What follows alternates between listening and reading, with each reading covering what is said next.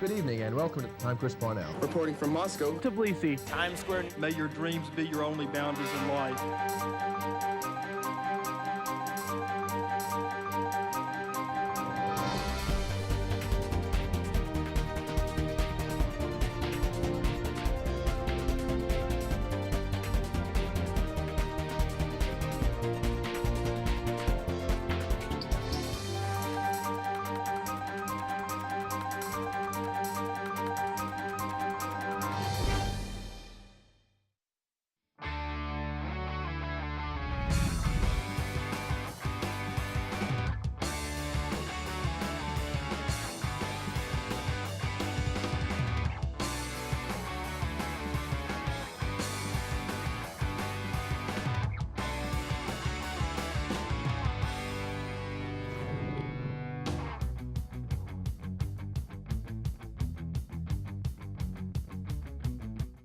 Hello and welcome to this week's edition of GHS-TV's award-winning talk show, Crosstalk. I'm your host, Raneem Imam. Each week in this time slot, we take a look at different issues, personalities, and events that affect you and our community. We're in the middle of the spring break season, and for parents, it means finding fun activities for your children to do. In the past few years, parents have gotten some help thanks to recreational and entertainment venues opening in the Memphis area. Later in the show, we'll talk with representatives from some of these new businesses, Sky Zone Trampoline Park, Memphis Escape Rooms, and Go Ape. But first, one of the most popular places to visit during spring break is the Memphis Zoo. And in just 46 days, the zoo will open a highly anticipated new exhibit area. Joining me now to talk more about it is Carla Cook, Director of Education. Thank you so much for being on our show today. Thank you for having me. It's glad to be back. So all the buzz around the Memphis Zoo lately is the new Zambezi River exhibit. Tell us more about it. Well, the exhibit will take our guests to visit the Zambezi River in Africa. It's an amazing exhibit with many new animals that we have never had before. It's over 4 acres of land that we actually used previously. So for people who have been to the zoo for years, we have taken the old bear grottos and the old eagle flight, our old flamingo area, and the previous bird flight area, and made it into an amazing African fishing village. Well, can you tell us more about the architecture of the exhibit? Yeah, absolutely. When you walk in, it really will feel like you're in a fishing village, and we have a huge rondavel that will be great for events that we have and also have some educational aspects to it as well. Well, this is definitely an extreme project. How did you raise enough money to make it happen? It was $22.4 million. So some of that comes from the city of Memphis, as they own the land, the buildings, and the animals, but most of that is from private donations. This whole exhibit is centered around the hippos, which have been a part of the museum, or I'm sorry, the Memphis Zoo since 1914. It's been over 100 years. So when did you start brainstorming for a new hippo exhibit? Well, I've been at the Memphis Zoo for 18 years, and this has been on the planning board for all of that time. We had some other exhibits that we opened first before we got to this one, but our hippos have always been a part of the zoo, as you said, back to Adonis in 1914, and we have continued his lineage at the zoo. And actually, one of his descendants will be one of the residents of Zambezi. So why is the change happening now? Was it in high demand by Memphians? Absolutely. People have been asking for a new home for our hippos for quite a while. They definitely deserved it. And, you know, we have to take the time to do the fundraising and do what we can. So it's taken us a while to get here, but we are so excited to finally be here. Well, the exhibit will not only feature hippos. Let's take a look at some of the other animals that this new exhibit will feature. We're going to have a great collection of animals in Zambezi River Hippo Camp. And of course, the stars of the show really are the hippos. So we're going to have 2 females that we currently have, Binti and Splish. And we're also going to bring in a male named Uzazi from Disney's Animal Kingdom to join our girls. And of course, that means we might have babies in the future. So hippos move almost like a ballerina underwater. Even though they're really large, they do lots of spinning around and gliding underwater. They're actually very graceful. We're going to be acquiring some giant Nile crocodiles. To a lot of people's surprise, crocodiles are actually extremely intelligent, and that makes them very trainable. One of the things that we're really excited about are the scheduled feeding demonstrations. Keepers will call the crocodiles to a feeding station on display, and the crocodiles will be called to leap up out of the water, grab prey items, hit the pool with a huge splash. It's just awe-inspiring to see them do that. Okapi is very unique because it's such a large animal to be discovered in early 1900 is pretty unusual. If you see the animal within the rainforest, and when the light shimmers down through the leaves, that size body and that pattern would kind of sort of melts. It looks like leaves are moving around. That's why the animal stays hidden so well. We're going to have 50 lesser flamingos in our new exhibit. During the breeding season, they go into the synchronized dancing. We are really excited about this exhibit, and we know you're going to love Zambezi River Hippo Camp. In the video, it mentions croc feedings. Could you elaborate on that? Well, those crocs are amazing. They were flown in from South Africa thanks to our friends at FedEx. They flew 36 hours to get here, and the male is 15 feet long. The 3 females range from 12 feet to 13 feet. So we are in hopes that those crocs will come right out of the water for our guests and be able to see their full length as they jump up for some food and snacks. Well, all of those animals featured are very interesting, especially the okapi. I don't think I've ever seen an animal like that before. They're amazing. I have wanted okapi at our zoo for all the years that I've been there. To me, okapi look like when God was making all the animals, he ended up with just a few parts left and decided I'll just go for one more. The legs are like a zebra, and the body is beautiful like a chestnut horse, and the head is similar to a giraffe. So they're the only relative of giraffes, and our okapi is named Maroc. He's 1.5 years old from the Houston Zoo, and he is going to be a big boy. He's already at 440 pounds and still has another 1.5 years to grow, so he's going to be great. Very shy, though. Well, as the video mentioned, you're adding a new male hippo to the exhibit from Disney's Animal Kingdom. Have you had a partnership with Disney before? We have. One of our hippos came from Disney already. Her name is Binti. So she came to live with Splish when Splish's mom unfortunately passed away, and we didn't want her to be alone. So Uzazi is the male that's on his way to us, and that translates to good parents. So we're hoping that he proves that for us and helps us get some little babies in the exhibit. Well, when is this exhibit set to open? At late spring, so at some point in May. We don't have the exact day that it'll be open to the full public yet, but it's on its way. Everything's looking great. Well, aside from the new exhibit, there are also some seasonal exhibits that are open in the springtime. Could you tell us some of those? Sure. We have giraffe feedings on most days at the zoo, as well as camel rides, and Stingray Bay reopened this year. Later in the month of May, the Budgie House will open so people can get to know the budgies and feed them.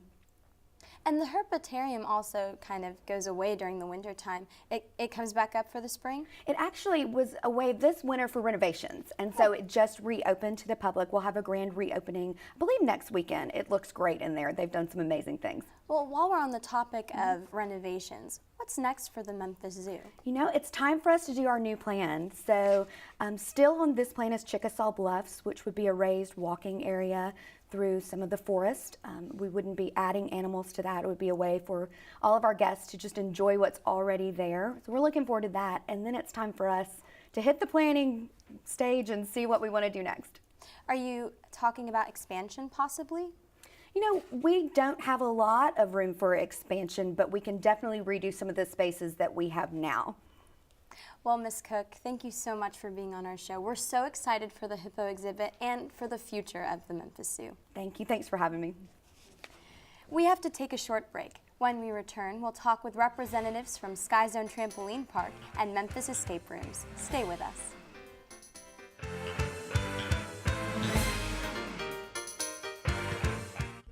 Welcome to Germantown High School, an international baccalaureate creative and performing arts optional school, a destination school for students who are going places.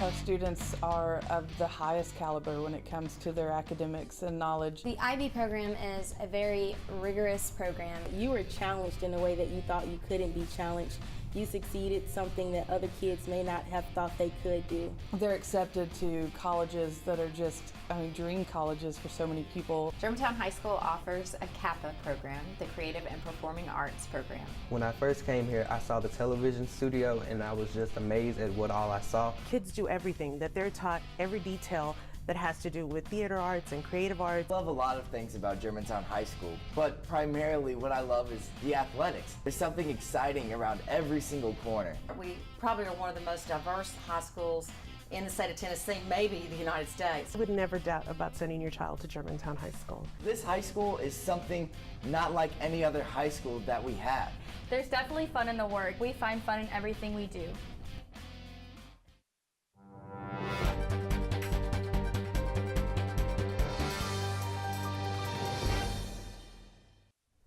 Welcome back to Crosstalk. For those who are just joining us, we're talking more about some of the new attractions that have opened in the Memphis area over the past few years. Joining me now, Lindsay Watts, General Manager of Sky Zone Trampoline Park, and Keith Edwards, co-founder of Memphis Escape Rooms. Thank you both for being on our show today. Yeah, our pleasure. Yeah. Well, Ms. Watts, Sky Zone is the world's first indoor trampoline park. Tell us how it started. Oh gosh, it started with an idea. I think our founder and his father were actually thinking of an Olympic sport, an indoor Olympic sport. So they got a warehouse and put some trampolines up, and it just started the craze. Now, if I recall it started in Las Vegas. So what attracted it to Memphis? Well, we are franchised here in Memphis, so our franchise owner is a local Memphian. Well, how does it work? Do people just show up, or do they need to make a reservation? You can just show up. We always recommend reservations. It's the only way to guarantee jump time. But you come in, you purchase your jump ticket, and you jump as long as you'd like. At Sky Zone, you offer many different activities, such as the Sky Slam Dunk Court. Can you talk about that? Oh yes, if you've ever wanted to slam dunk a basketball and you're not quite tall enough, that's the perfect activity to do so. You also have ultimate dodgeball and the foam zone. Talk about more what's happening at Sky Zone if you walk in the doors. Oh gosh, I'm gonna go for dodgeball. Everyone seems to feel the same way about it. It's really exciting. It's a new twist on an old sport. We all played it while we were in school, so now we're playing it on trampolines. Well, we actually have a small clip of Sky Zoners in action, so let's take a look. Who are we? We are sky lovers, thrill seekers, crazies who believe jumping is freedom. We are what happy looks like. We are athletes, free spirits, the people next door, anyone and everyone who loves to jump for joy, the ones who believe we can all grow young. We are inspiring, confident, and ready for adventure. Superheroes who fly with swagger and style. We're for active, awesome, and wow. We are the life of the party. We believe fitness can be fun, and play can be smart, and that after a down, there's always an up. We are healthy, agile, and fit, bursting with energy, determined to make a difference, with big hearts and a keen eye for keeping it safe. We are the inventors of wall-to-wall fun. It started with an idea, a dream. We set the course. We changed the game. We made it fly.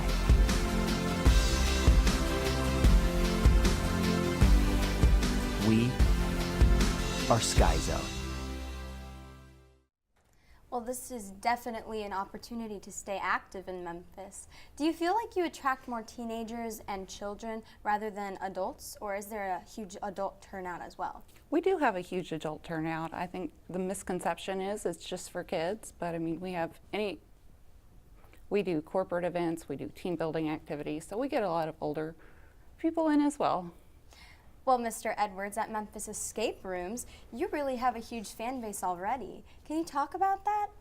Yeah, it's pretty crazy. People just really get excited about getting locked in a room for an hour and testing their wits and their brains and seeing how smart they are and how well they work together with their friends. How did you start out in Memphis?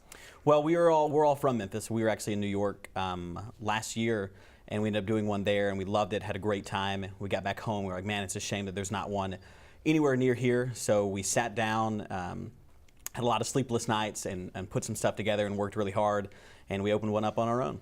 So for those of our viewers who may not know, what exactly is the Memphis Escape Rooms?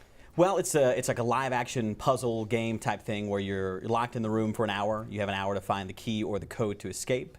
And you're solving a series of like clues and puzzles and riddles and opening a bunch of different locks and cases and things like that. You've definitely attracted a lot of people, including starlets like Taylor Swift or bands like R5. How do you like that publicity? It's interesting. R5, they contacted us a couple days in advance and said they're going to be in town.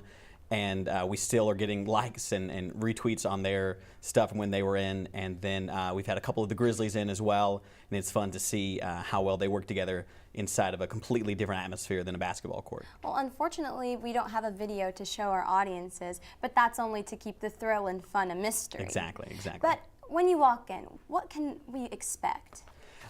You are kind of blown away instantly because it's not in a building that you would expect it to be in. A lot of people expect it to be sort of creepy, but it's in an office building. You walk downstairs, you come in the lobby, you're going to get signed in, you'll watch a quick video that sets up your room and explains the rules and things like that. And then you instantly go back into your room and you open the door and it's a completely different theme and setting, and it kind of blows you away. Do you have different difficulty levels, or is it the same? No, they're all pretty different. We have one, What's in the Box. That room is extremely difficult. It's got a 29% success rate. Then we have one that's 33%, 37%, and then 45% as well. You know, actually, when you go to your website, there was one post by an Instagrammer that they solved the case in 1 second. They had 1 second left, yeah. Really? Can you talk about that? How is that possible? It gets super exciting because if you're running the rooms, you're rooting for the people who are inside there to escape. And when the clock starts ticking down, I mean, you're feeling the same pressure that they're feeling inside of the room. And so it's super intense as they're opening the last couple things and getting to the code and running to the keypad to try to type it in as quickly as they can to get out. It's super impressive. Well, some people even use this as a team-building exercise. Yeah, a lot of people do. We have special corporate hours from 10 a.m. to 1:30 p.m. on weekdays. And we have groups like FedEx, International Paper, all those guys come in all the time. Well, this concept of a video game and an escape room is based off of an actual video game. So besides the obvious virtual versus reality, what is the biggest difference between the two? I think the biggest difference is that you're doing it with your friends. If you're doing an online game, you're probably playing by yourself, snacking in a dark room or something like that. But if you're doing it in real life, you're with your friends, you're hanging out, you're getting to know different things about them, finding out their strengths and how you work together and things like that. Do people ever just show up solo? Very rare. We've had a couple people book just one ticket and say, hey, I'm here to meet new people and do it that way. But for the most part, you have to make a reservation online. Well, these two activities are so amazing to just stay active with friends and family during spring break. We really appreciate you coming on our show and talking more about your activities. No problem. Thank you. It's time to take a break. When we come back, we'll go zipping through Shelby Farms with Go Ape.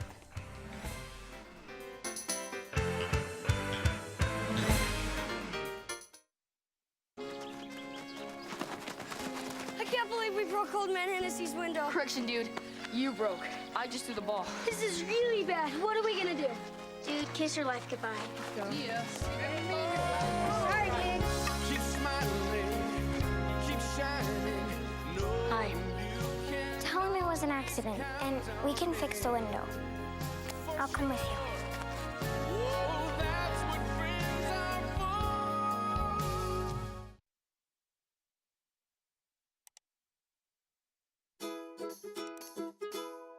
GHS-TV has a new website.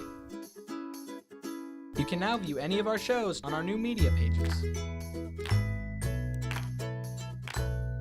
Or check out the latest Wake Up Germantown or Red Devil postgame.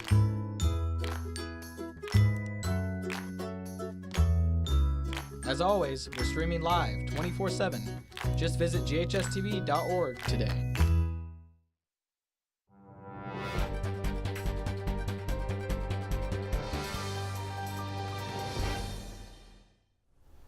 Hello Hello and welcome to Crosstalk. Today we're exploring for some of the Memphis's newest attractions that are perfect for a spring break staycation. One activity everyone is talking about lets you release your inner Tarzan. Here's a look at Go Ape.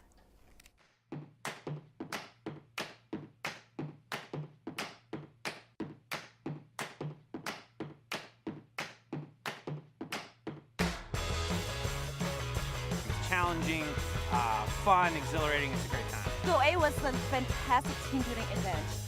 Yeah, Go Ape is a great place to get out of your comfort zone and live life adventurously.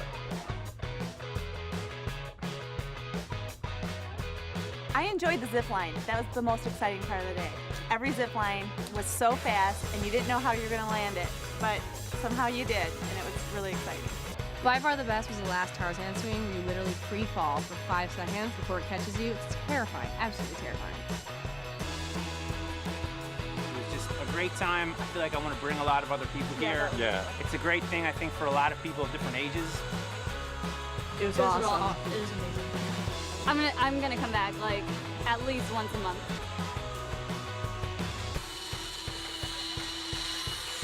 Live life adventurously! Go Ape! Here with us now is Zach Schroeder and Spencer Smith from Go Ape. Thank you so much for being on our show today. Thanks for having us. Thank you. So how long have you worked at Go Ape? I've been employed by Go Ape for 3 years now.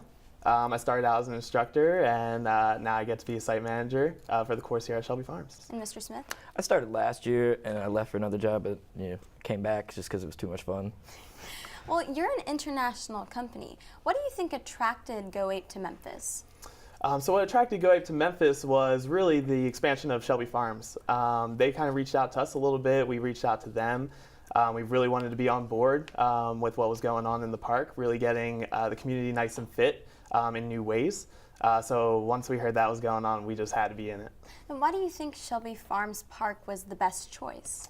Shelby Farms is great. It's the largest park in the country as far as metropolitan areas go. It's so beautiful. There's way too many different parts of the park to really explore in just a single day. So you kind of have to go back a couple times, see everything that it has to offer. So what is Go Ape? Yeah, so Go Ape is a treetop adventure course. So what that means is our guests will work through ladders, ropes, bridges, and of course zip lines in a course format. Usually takes about 2.5 to 3 hours to go through. Mr. Schroeder, what makes Go Ape different from other rope line courses? So a lot of the other courses will be just rope courses or just zip line courses. We found a way to kind of combine those two things together. The other most important difference is we're not with our groups the whole entire time. So after they go through training, we let them go up in the trees and have their fun, and we're around on the ground to help them out if they do need help. So when you come to Go Ape at Shelby Farms, how do you start out? You want to take that one? Yeah, so you walk into our cabin, and usually people book on beforehand, so we just check them in, we'll fill out some paperwork, and then depending on how early they get, they wait around, or they can just go straight, and we'll start the brief with the briefing instructor like I would, and I would take them down, I would give them a harness introduction, get them into the harness, let them kind of figure out the equipment on their own, and then I would start the brief, which would take about 20 to 30 minutes after that, and we just monitor to make sure they have a clear understanding of what they're going to be doing up in the trees, and then after that site, they'll go up onto the trees up at height about 30 feet. So that's where we stay on the ground. We just make sure the connections are all good. Well, do you offer any family packages or prices? Yeah, there's always discounts floating around. I would definitely recommend people check out the website and go to our groups tab. There's discounts for everything you can think of, from military, fire, and police, to teachers, to our large groups that come out. Well, this ropeline course is a little pricey. Why is that? So our price point comes a lot from things similar to skydiving and those kind of activities. It's also a 3-hour adventure course too, so you are getting your money's worth. You are getting a nice workout throughout that time, and there's a lot of obstacles to go through. Well, in the video we saw there are many age groups that can enjoy this activity. Do you see a more adult turnout than a children and teenage one? We see everyone coming out to Go Ape. So our minimum age we can bring out is 10. So we do see a lot of those kids coming out. It's what we like to call our baboons. To everyone who's 70 or 80 years old. We have lots of groups of seniors coming out, having a great time in the trees as well. Well, one girl in the video even said that she was going to come back every month. Is that insane to you? What are your comments? Yeah, it's a little atypical to come out that much, but people do. Last year we had a couple guests who would frequent the course. We saw them 6 or 7 times maybe in a season, but for most people, they'll come out once a year to check it out and maybe bring their family out and have a great time. So can people just show up, or do they need to book? Yeah, we do take walk-bys, but we operate by a briefing schedule, so it's way better if you book online beforehand, just so it solidifies your spot. Because if you do come by and a really busy day, we're fully booked up, we just kind of have to just like come back tomorrow, just try to book online for tomorrow, because if we're booked up that day, you just wait around, but if nothing happens, you're just not going to go that day. We don't like to break hearts. Yeah. Well, Mr. Smith, you're a safety instructor. How do you ensure the safety of each zipliner? So when I got hired, the first thing he told me was you're going to have to learn a safety brief, which was, it's about, I guess I said, like a 20 to 30 minute, sometimes longer if it's a bigger group. That has all the safety critical information you need to understand, and we make sure the guests go through pre-brief, which is on the ground, and our Site 1, which is only maybe 3 or 4 feet off the ground. And if we understand it, if they can go through that without having any major critical safety mess-ups, like we're pretty sure they can do it up at the trees. And as he said, we're always patrolling on the ground, so we're always double-checking people's connections as they go through the courses or on the zip line. So, have there been any accidents? No, not really. We had 12,000 people come through the course last year, and most of the accidents we had were just little scrapes that needed a Band-Aid. Well, it can get really hot in Memphis. Do you still operate under heat advisories for the zipline course? Yeah, so we pay close touch to the weather every day. If we find that it's too hot for guests to come out, really we just gauge that by their comfort level. So if they're coming out and having a good time and they want to go through the course, we'll keep it safe for them and operate. But if we start seeing people have a hard time and they're not having as much fun, we'll call the day for that. Do companies use you as a team building exercise? Oh, 100%. Yeah, last year we had so many corporate groups come out for their team building activities with us. It's great. We just put them in an environment they're not used to being in, and a lot of the times you'll see them start helping each other out, and it really brings them together as a team. Well, if someone wanted to apply to be an instructor or a safety instructor, how could they do that? Yeah, they can just go to goape.com. From there, there's going to be a jobs tab, and they can just submit an application on there. Well, it's great to have such amazing opportunities like this to stay active in Memphis. Thank you so much for being here, Mr. Schroeder and Mr. Smith. Thank you so much. Thank you. Thank you again to all our guests for being a part of today's show. Remember, Crosstalk can be seen each week at 9:30 a.m. and 7 p.m. on Mondays, 9 a.m. and 7 p.m. Thursdays, and 7:30 p.m. on Sundays. For more information on our programming, please check us out on the web at GHS-TV.org, where we're streaming live 24 hours a day. You can also check us out on Facebook and Twitter. I'm Raneem Imam. From all of us at GHS-TV, thank you for watching Crosstalk, and I hope to see you again.